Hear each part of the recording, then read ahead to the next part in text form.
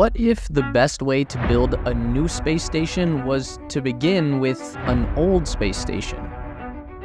The ISS may be running short on time, but for its last great purpose, the station could act as a platform to build the future. This is the Space Race.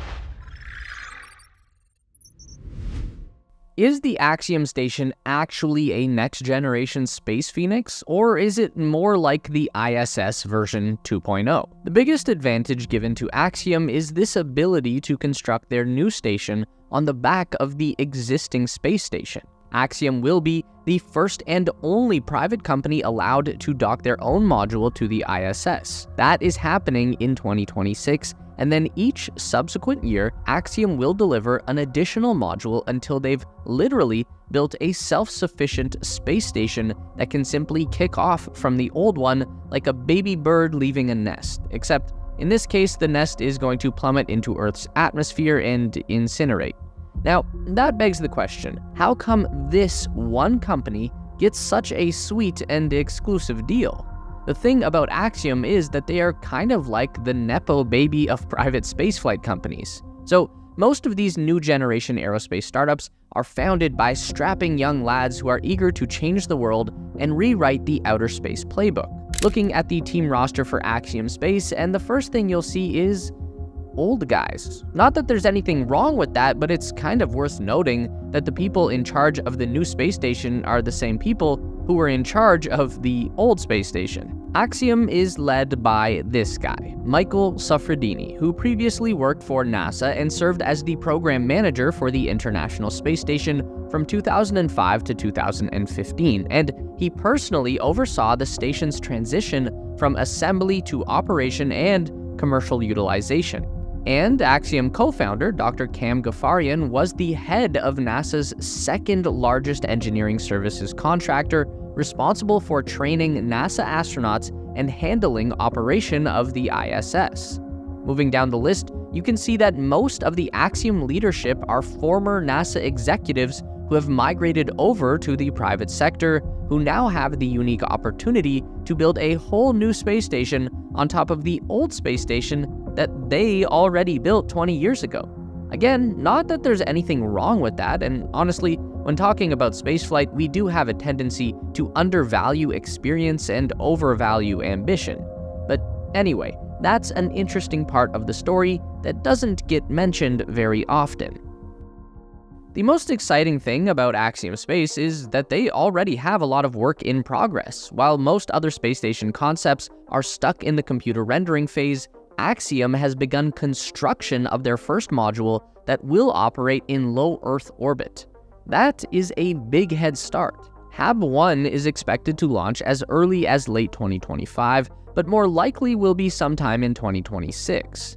The purpose of this module is to provide living quarters that support 4 crew members, plus some extra volume for them to perform some small-scale research projects. The first thing that you'll notice about the Axiom crew quarters is that they provide a much higher level of comfort than the existing ISS. The individual pods are more reminiscent of those Japanese capsule hotels and provide each Axiom crew member a private room with touchscreen monitors, LED lighting, and their own window with a view of the Earth. These sleeping pods were designed by the French architect Philippe Starck, who says that he was inspired to create a nest, a comfortable and friendly egg which would feature materials and colors stemming from a fetal universe. So I guess that's a Kubrick Space Odyssey kind of vibe.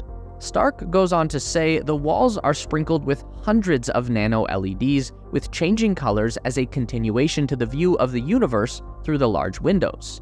Just as all the shades of lights and colors of day and night, the egg will also live to the mood and biorhythm of its osmotic inhabitant.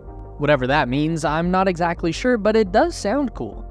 This Axiom module will dock to the forward port of the ISS Harmony module and become a permanent fixture of the space station. Then we get to Axiom HAB-2, which is expected to launch 1 year after HAB-1 and will be more or less a double of the first module that extends the total crew capacity to 8 people in the Axiom segment of the ISS. This second module will also provide an independent life support system to the Axiom segment and will include a Canadarms-style robotic manipulator. The Axiom research and manufacturing facility comes next. That's going to dock to the side port of HAB2 to start forming an L shape, and the idea with this one is to provide access to the unique microgravity environment of low Earth orbit as a platform to conduct innovative research, product development, process improvement, and manufacturing. The next one isn't so much a new module as just a really cool accessory to the Axiom segment. Their Earth Observatory is basically a glass dome that can fit an entire person inside. It's going to be mounted to the underside of HAB2, and it will allow for a nearly 360-degree view of the Earth and outer space. The finishing touch of Axiom Station is going to be a power thermal module. This serves as an extra storage and payload space, but more importantly is going to be linked into Axiom's dedicated solar panel array to power the segment and handle climate control. With these 4 modules and one extremely fancy window, the Axiom segment of the ISS can now detach from the main station and operate as a standalone platform. So this Axiom Station concept is one of the top 4 commercial space station concepts that NASA is backing with their financial support. They've also handed out development contracts to Blue Origin, NanoRacks, and Northrop Grumman to support the creation of additional low Earth orbit destinations. And like we said earlier, Axiom Space is the only company that's been granted the very sweet privilege of piggybacking their station development on top of the existing ISS.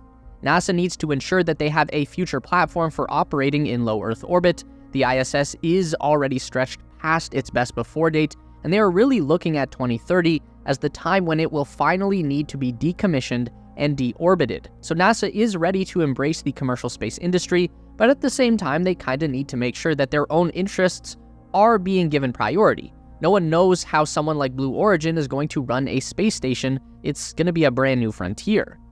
In Axiom, NASA sees themselves. Literally, Axiom is NASA. These are the same people who were in charge of the ISS in the last decade. Now they've traded in their public sector careers and gone private to carry that expertise on into the next decade. So we know that NASA and Axiom are going to get along fantastically, and that's obviously why Axiom has been trusted enough to jump straight into operating on board the ISS in tandem with NASA. Axiom's senior director of In-Space Solutions explained this in an interview earlier this year. He said, quote, "We're working with NASA to make sure that we follow all the requirements that the ISS has today so that we can build our models for the future to those requirements."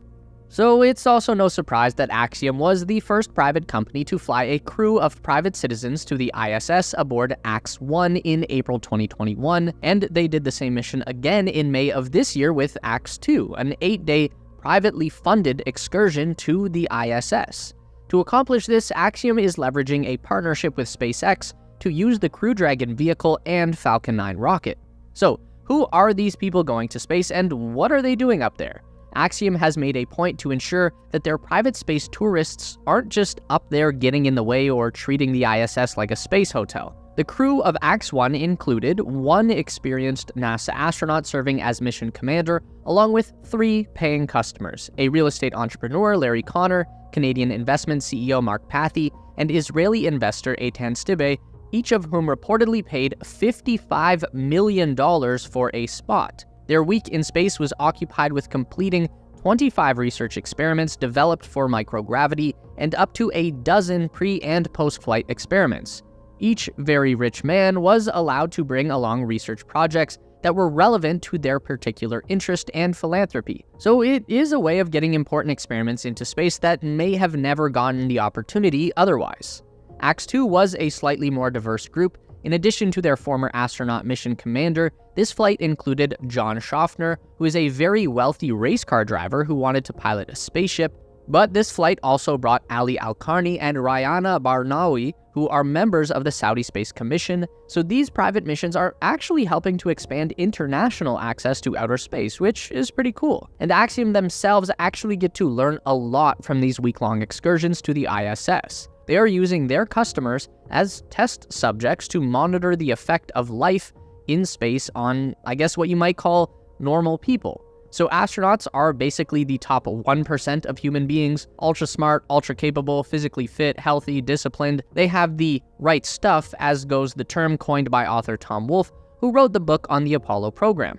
But what happens when you just launch some dude into outer space who is not operating at the peak of human capability? Well, we're not really sure, but if we're going to make this idea of commercial spaceflight a legitimate business, then we need to understand more about how a variety of human bodies respond to the environment of low Earth orbit. And we need to figure out the best way to help people mitigate the negative effects that come along with life in space. Because as much as the Axiom station is going to serve as a continuation of the ISS, it's also got to function as the first space hotel. That's why the giant window is there. Let's not pretend that is anything other than a marketing feature designed to inspire billionaires to drop fat stacks of cash on trips to outer space so they can experience that view for themselves. Meet us back here every week for more updates on everything aerospace industry and interstellar exploration related. Make sure to give the video a thumbs up today if you liked it. That really helps us out for real. And subscribe to the Space Race for more videos just like this. We do one long form essay and one news update every week. And if you'd like more, we've got 2 more on the screen for you right now.